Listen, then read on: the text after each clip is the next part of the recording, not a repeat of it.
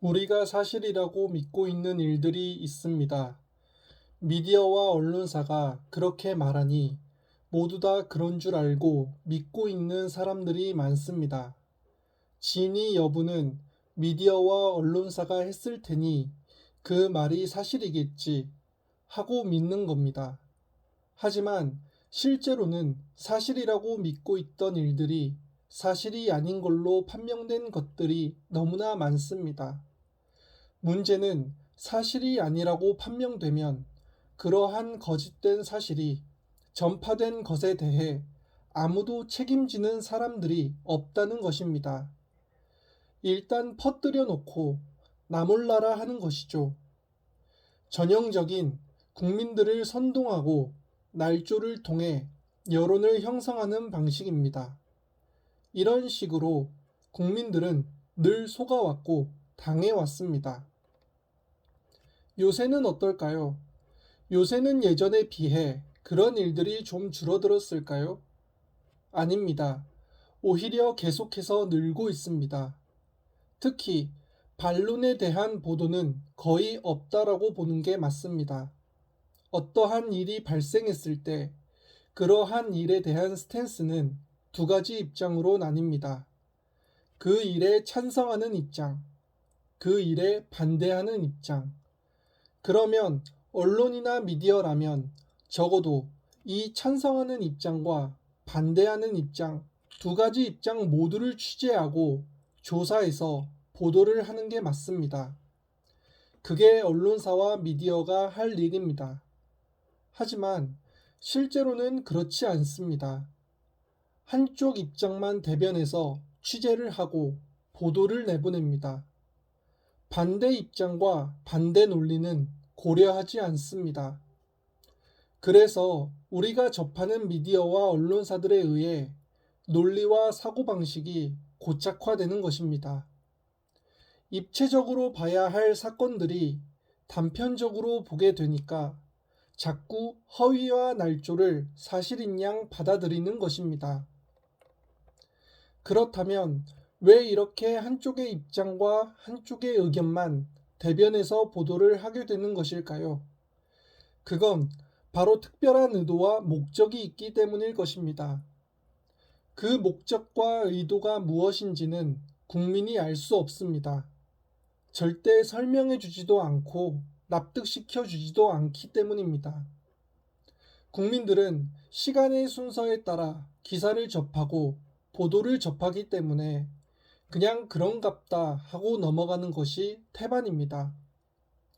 똑같은 사건임에도 불구하고 어제 내용과 다르고 일주일 전 내용과 다르고 한 달 전 내용과 다르고 1년 전 내용과 다르다는 것을 국민은 인지하지 못합니다. 왜냐하면 그러한 미디어와 언론사의 보도와 취재 내용을 모두 수집하고 보관하고 있지 않기 때문입니다.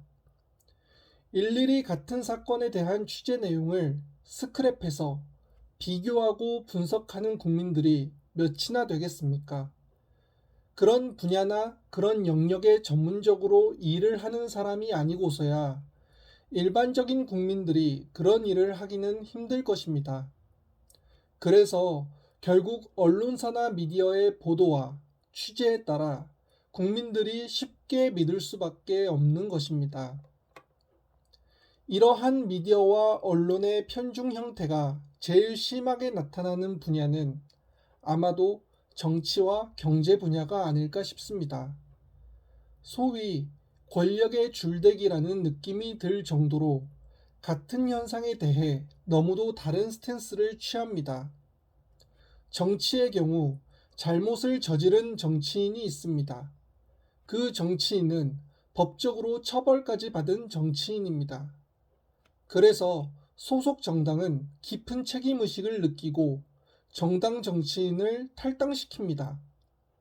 이러한 탈당 조치에 해당 정치인은 책임감을 느끼고 반성하며 수긍하는 경우가 있고 아니면 반대로 왜 내가 이런 조치를 당해야 되는지 모르겠다며 분개하고 저항하는 정치인이 있을 것입니다.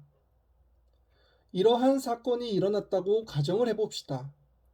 있는 그대로의 보도라면 이러한 사건은 전혀 문제될 게 없습니다.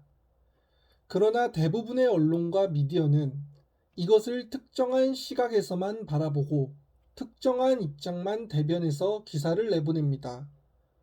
누구는 문제 있는 정치인의 탈당 조치, 개혁과 변화를 위한 정당의 의미 있는 행동 변화라고 긍정적인 방향으로 기사를 쓰는 반면 누구는 일방적인 탈당 조치 행보, 과연 누구를 위한 것인가? 라며 부정적인 방향으로 기사를 쓰기도 합니다. 이것 또한 그 자체로는 문제되지 않습니다. 하지만 이게 특정 정당과 특정 이념과 관련해서 편향적으로만 쓰여진다면 어떨까요? 거기서부터는 문제가 되는 것입니다. 죄를 지어도 우린 괜찮아.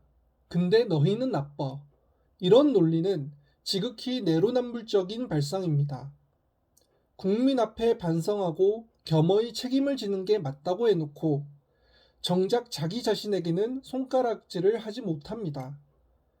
남을 비판했던 그 잣대와 그 논리를 자기한테는 적용하지 않는 것입니다. 그래 놓고 정의를 논하고 공정과 상식을 논한다는 게 과연 논리적인가? 국민들은 의구심을 가질 수밖에 없습니다.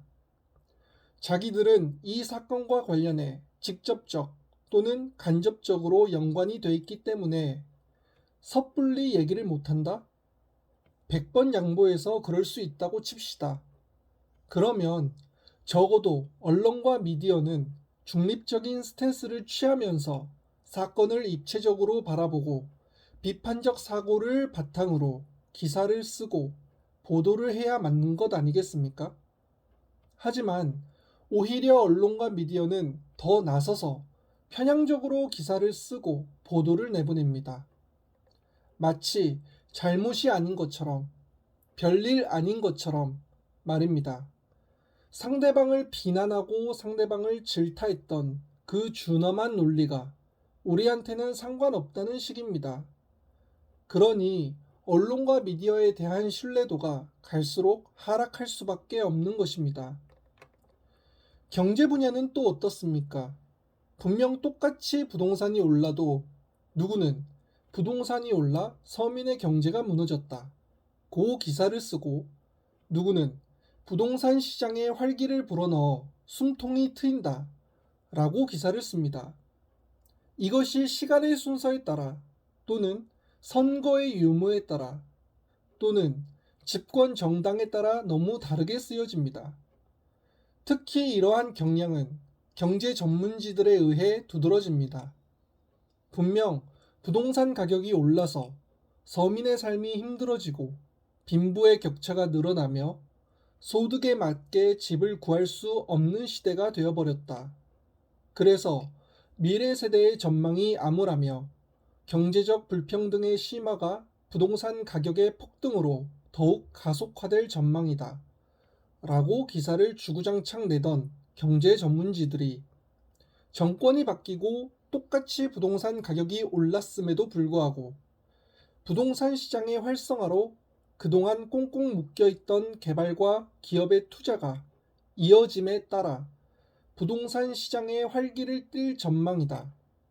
똘똘한 한 채가 중요하다. 될 수 있으면 빚을 내서라도 집을 사는 게 투자자들에게는 그리고 국민들에게는 중요한 경제적인 분수령이 될 전망이다. 라고 기사를 씁니다. 너무나 다르지 않습니까? 똑같이 부동산 가격이 올랐는데 똑같이 집값이 오르고 똑같이 서민이 못 사는 건 마찬가지인데 왜 경제 전문지는 부동산 가격의 폭등은 특정 정부 탓이라고 말하고 어쩔 때는 부동산 시장의 활성화로 꽉 막힌 경제 순환 구조를 풀어줄 경제적 시도라고 평가를 하는 것일까요? 이걸 다르게 볼 여지가 있습니까? 이런 식으로 기사를 자기들 마음대로 편향적으로 쓴다는 것을 국민들은 알아야 합니다. 그리고 비판해야 합니다.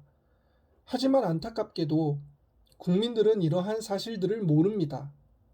시간의 순서에 따라 흘러가기 때문에 지난 기사나 지난 보도 내용은 숙지하고 있지 않기 때문입니다. 일방적인 주장과 그에 따른 논리만을 취급하는 언론사와 미디어들, 그리고 그게 맞는 건 줄 알고 무조건적으로 신뢰하는 국민들, 비판적 시각과 입체적인 분석은 사라지고 그저 조작과 날조, 그리고 선동이 난무한 지금에 이르기까지 과연 우리는 어떻게 사건을 바라보고 어떻게 대처해야 하는지 많은 고민을 하게 됩니다. 감사합니다.